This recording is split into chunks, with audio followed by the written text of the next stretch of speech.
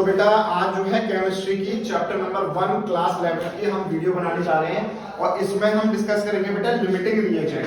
तो एक मैंने न्यूमेरिकल यहाँ पर बोर्ड पर करवाया हुआ है, तो उससे पहले मैं आप लोगों को ये बता देता हूँ बेटा लिमिटिंग रिएजेंट होता क्या है। तो लिमिटिंग रिएजेंट नाम से ही पता चल रहा है लिमिट में, कोई भी चीज अगर क्या है लिमिट में है।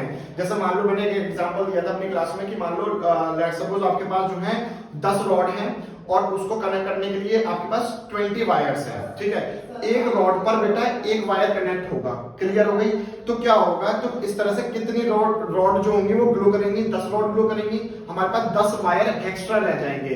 तो सबसे पहले इन दोनों चीजों में रॉड और वायर में कौन सी चीज कंज्यूम हुई, रॉड कंज्यूम हुई ना। तो सबसे पहले जो चीज कंज्यूम होगी, जो कंज्यूम हो रही है, जो खत्म हो रही है, सबसे पहले वही आपकी क्या कहलाई जाएगी बेटा, लिमिटिंग रिएजेंट कहलाई जाएगी, ठीक है।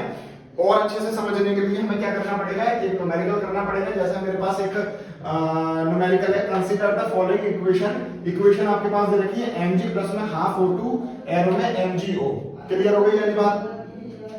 अब इक्वेशन जो है गिवन है हमारे पास और ये पहले से ही बैलेंस जो दे रखी है, लेकिन इसमें हमारे साथ क्या दे रखा है 2.4 gram of mg is made to react with 3.2 gram of oxygen और कैलकुलेट करवाया गया मास हमें किसका, MgO का, जो प्रोडक्ट बना है। बहुत ध्यान से समझना सारे बच्चे।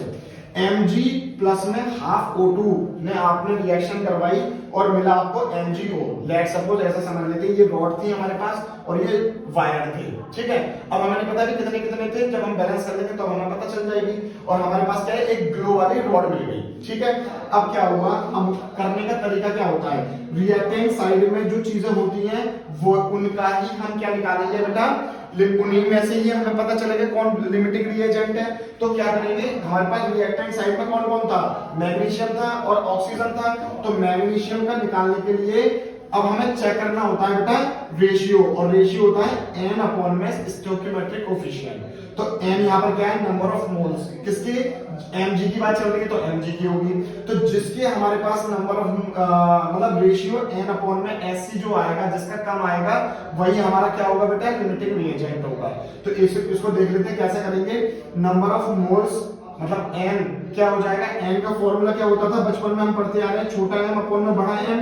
m क्या होता था, मास मतलब वेट ना, वेट अपॉन में मोलर मास। तो वेट हमारे पास गिवन दे रखा था 22.4, तो 2.4 मोलर मास अगर आप मैग्नीशियम का निकालोगे 24 हो जाएगा।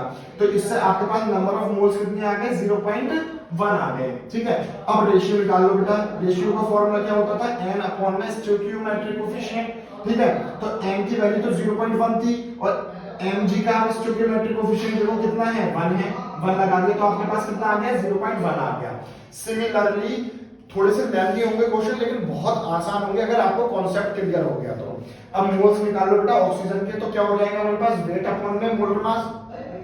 तो ऑक्सीजन की बात चल रही है तो ऑक्सीजन का हमारे पास गिवन दे रखा है 3.2 ग्राम दे रखा है, तो ये 3.2 लगा दिया हमने। मोलर मास कितना होता है ऑक्सीजन का बेटा, एक एटम का 16 होता है और O2 की बात करेंगे तो हम 32 हो जाएगा। तो ये भी 0.1 आ जाएगा। ये किसकी वैल्यू आई हमारे पास, n की value I, number of moles of oxygen. अब बात चल रही है बेटा रेशियो की, तो रेशियो का फॉर्मूला क्या होता है, n अपॉन में स्टोइकियोमेट्रिक कोफिशिएंट। तो n की वैल्यू हमारे पास 0.1 थी। अब हम ऑक्सीजन के आप क्या चेक करो बेटा, स्टोइकियोमेट्रिक कोफिशिएंट चेक करो कितना है, हाफ है। तो अपॉन में क्या आ जाएगा, हाफ। जब ऊपर जाएगा तो 2 से मल्टीप्लाई कर देंगे तो ये कितना आ जाएगा, 0.2। अब बहुत ध्यान देने वाली बात क्या होगी, इन दोनों में से कौन सी चीज कम होगी, और जो कंज्यूम होगी पहले वही क्या होगी, लिमिटिंग रिएजेंट होगी, मतलब जो कम होगी। तो कम क्या है हमारे पास, 0.1, मतलब क्या है हमारे पास, mg। तो mg इसमें क्या होगा, लिमिटिंग रिएजेंट होगा। अब लिमिटिंग रिएजेंट के हिसाब से ही हमें प्रोडक्ट फॉर्म होगा। डेफिनेशन ध्यान से सुनना, डेफिनेशन ये कहती है कि लिमिटिंग रिएजेंट जो होगा वो सबसे पहले कंज्यूम्ड होगा और कंप्लीटली कंज्यूम हो जाएगा और वही डिसाइड करेगा कि प्रोडक्ट की फॉर्मेशन कितनी होगी। क्लियर हो रही है। तो अब देखो 0.1 मोल, अगर 0.1 मोल ऑफ किसके, mg के होंगे तो कितने की फॉर्मेशन करेंगे, 0.1 मोल ऑफ MgO की ही फॉर्मेशन करेंगे। भाई 0.1 में 0.1 ही तो बन पाएंगे। अब ऐसा थोड़ी ना है कि एक कप जो है, एक कप दूध में आप 100 लोगों की चाय बना लोगे, ऐसा नहीं हो पाएगा ना। तो एक कप दूध में एक इंसान की ही चाय बनेगी, एक कप ही तो चाय बन पाएगी। प्रॉपर तरीके से। बाकी अगर आप कंजूस हो तो बात अलग है ना, तो उसमें पानी डाल के जो है 10 लोगों की भी बना सकते हो। लेकिन अगर नॉर्मल बनाओगे तो एक कप में एक व्यक्ति की चाय बनेगी, मतलब एक कप चाय बन पाएगी। तो वही वाली बात हो गई यहाँ पर कि 0.1 मोल ऑफ mg क्या फॉर्मेशन करेंगे, 0.1 मोल ऑफ MgO।